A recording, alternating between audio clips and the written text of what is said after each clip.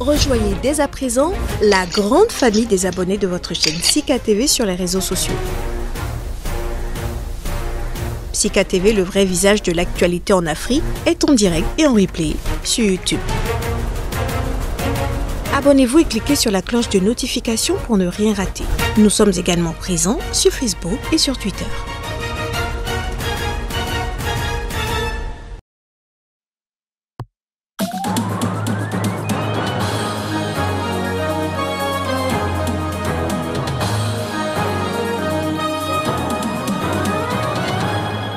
La terre a encore tremblé ce dimanche en Haïti.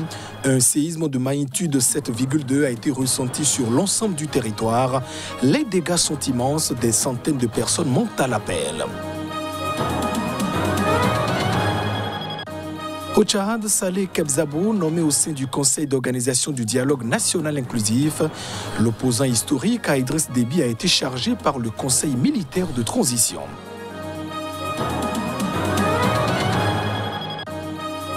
Et puis au Nigeria, au moins 23 personnes ont été tuées dans l'attaque d'un convoi de pèlerins musulmans. L'assaut s'est produit dans l'état du Plateau et attribué à une milice chrétienne.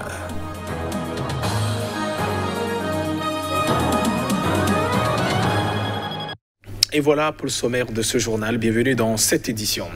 En Haïti, un séisme de magnitude 7,2 a secoué ce week-end le pays. Le long tremblement de terre a été ressenti sur l'ensemble du territoire national avec de nombreux dégâts matériels. Plusieurs personnes manquent encore à l'appel. Détail. Haïti à nouveau sous le choc. Ce week-end d'Assomption, un séisme de magnitude 7,2 a frappé le sud-ouest du pays, avec des secousses ressenties un peu partout sur le territoire haïtien. Un nouveau drame qui survient dans un contexte sociopolitique des plus difficiles. Un bilan provisoire fait état d'un peu moins de 1000 victimes, plus de 1800 personnes blessées et de nombreux disparus. Le séisme est aussitôt suivi de répliques ravivant les terribles souvenirs du grand tremblement de terre de 2010 dans lequel avaient péri 2000 personnes. À en croire nombre de géophysiciens et sismologues, les répliques observées ça et là peuvent durer encore plusieurs jours, voire plusieurs semaines en raison de l'importance de la première secousse. Entre autres localités touchées, le centre-ville de Jérémie, à la pointe sud-ouest de la péninsule, où les maisons anciennes n'ont pas résisté. Le toit de la très vénérée cathédrale est tombé, les rares hôpitaux, souvent endommagés, sont débordés par l'afflux des victimes et manquent de tout. Face à l'étendue des dégâts, le Premier ministre haïtien Ariel Henry a finalement proclamé l'état d'urgence pour une période d'1 mois. Compatissant, les pays voisins se préparent à apporter leur aide, comme l'Équateur ou Cuba, qui ont déjà annoncé l'envoi de médecins et de pompiers. Dans son homélie dimanche, le pape François a exprimé sa solidarité et celle de l'Église catholique avec la population en Haïti, appelant la communauté internationale à lui venir en aide. Cela est assez rare pour ne pas être évoqué. Le président ougandais Yoweri Museveni a réprimandé publiquement ce samedi les forces de sécurité. Elles auraient été trop violentes alors que l'opposition affirme que des centaines de ses partisans sont portés disparus ou ont péri lors d'une violente répression post-électorale. Dans une allocution télévisée, Yoweri Museveni a tensé l'armée et la police pour leur brutalité pour la première fois depuis le début de son nouveau mandat en janvier, après un cycle électoral parmi les plus sanglants de l'histoire récente de l'Ouganda. Le président, qui a été réélu pour un 6e mandat, malgré de nombreux signalements de fraude, a pointé l'indiscipline et la paresse des forces de sécurité comme cause des incidents qui ont provoqué la mort de civils. Aucun Ougandais ne doit pouvoir être tué en dehors d'une guerre ou en cas de condamnation à mort, a déclaré Yoweri Museveni dans une allocution nationale à la télévision d'État samedi soir. En novembre dernier, au moins 56 personnes avaient été abattues alors qu'elles protestaient contre l'arrestation du principal opposant politique du président Bobi Wine, ancien rappeur devenu parlementaire. Yoweri Museveni, qui dirige l'Ouganda depuis qu'il a pris le pouvoir à la tête d'une armée rebelle en 1986, a déclaré qu'un rapport sur la tuerie de novembre était en cours de rédaction et qu'il serait rendu public. Il a aussi demandé que les personnes arrêtées ne soient pas détenues pendant de longues périodes sans jugement et ne soient pas torturées en détention.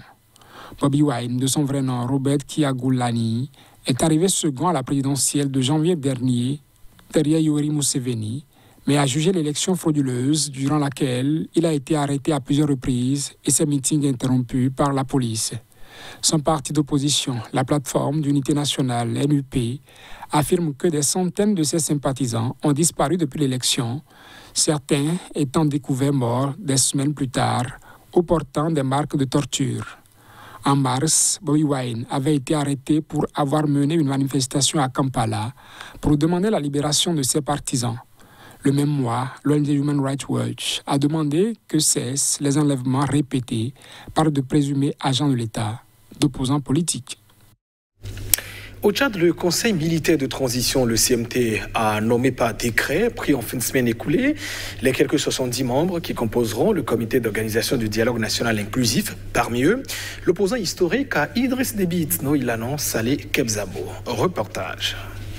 C'est par arrêté que le président de l'UNDR, Saleh Kebzabo, principal opposant au régime de l'ex-président tchadien Idriss Déby Itno, tué en avril lors de combats contre des rebelles, a été nommé vice-président du Conseil d'organisation du dialogue national inclusif devant conduire à des élections présidentielles et législatives. Aussitôt nommé, il lancera un pressant appel à l'opposition armée.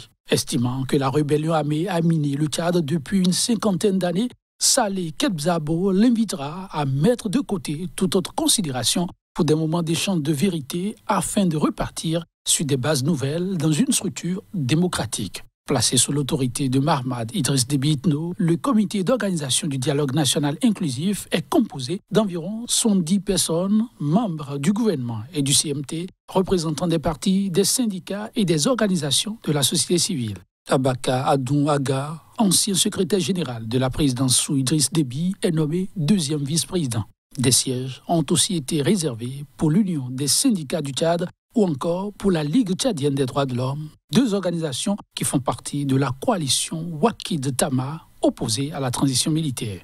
Au lendemain de la prise des rênes du Tchad, Mahamad Idriss Déby Itno avait promis des élections libres et démocratiques au thème d'une transition de 18 mois renouvelable. Un gouvernement civil nommé démumé, le dialogue national inclusif doit se tenir, lui, entre novembre et décembre. Mais la formation d'un Conseil national de transition, CNT, de 93 membres, censé assumer le pouvoir législatif et rédiger une nouvelle constitution, se fait toujours attendre. Le week-end qui s'est écoulé a été meurtrier au Nigeria. Au moins 23 personnes ont été tuées dans l'attaque d'un convoi de pèlerins musulmans dans l'état du Plateau. Nous sommes dans le centre du pays. Cette attaque a été attribuée à une milice chrétienne. Détail. L'état du Plateau, dans le centre du Nigeria, théâtre ce week-end d'une attaque sanglante. Un groupe d'assaillants suspectés d'être des jeunes Irigwe, ethnie majoritairement chrétienne, ont attaqué un convoi de 5 bus avec à bord des pèlerins musulmans.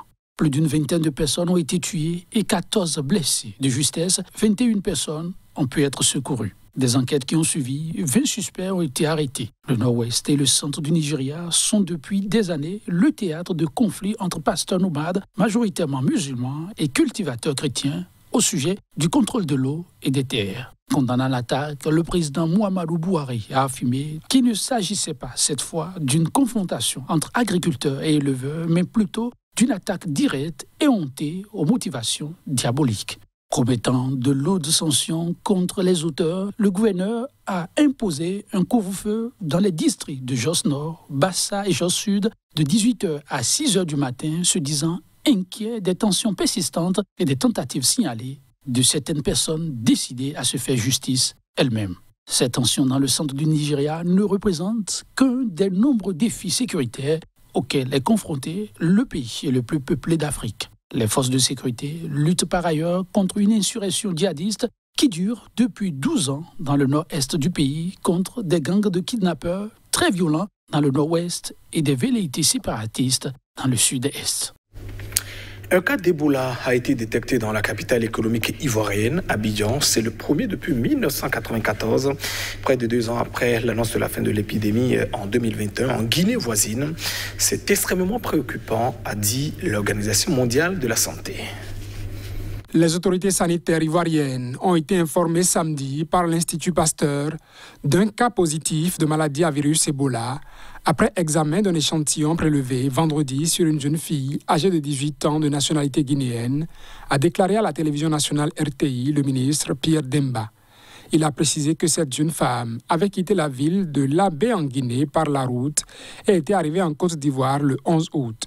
Il s'agit d'un cas isolé et importé, a-t-il assuré, ajoutant que la patiente était actuellement en isolement et prise en charge au centre de traitement des maladies hautement épidémiques du CHU de Treichville à Abidjan.